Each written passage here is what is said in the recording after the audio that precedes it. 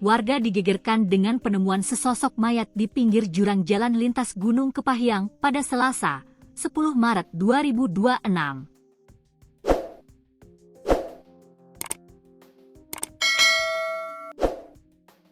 Mayat tersebut pertama kali ditemukan oleh masyarakat yang melintas di lokasi kejadian. Temuan itu kemudian langsung dilaporkan ke pihak kepolisian.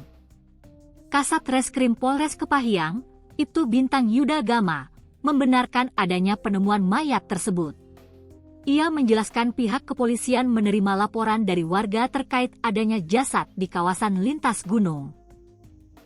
Berdasarkan laporan dari masyarakat ditemukan mayat di lintas gunung, ujar Bintang.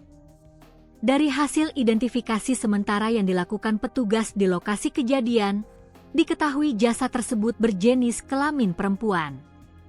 Untuk mayat sendiri berjenis kelamin perempuan, jelas Bintang.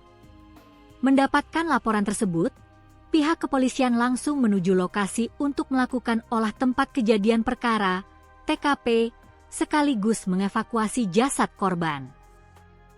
Selanjutnya, jasad korban dibawa ke RSUD Kepahyang guna dilakukan pemeriksaan lebih lanjut. Pertama kita melakukan olah TKP kemudian melakukan penelusuran terhadap para saksi.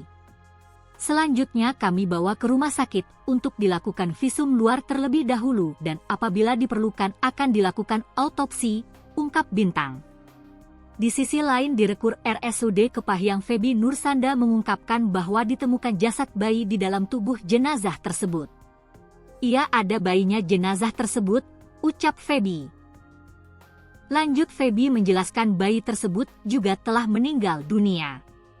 Iya kondisi bayinya juga sudah meninggal dunia, ujar Feby. Namun Feby belum bisa memberikan keterangan terkait untuk usia bayi dan jenis kelamin.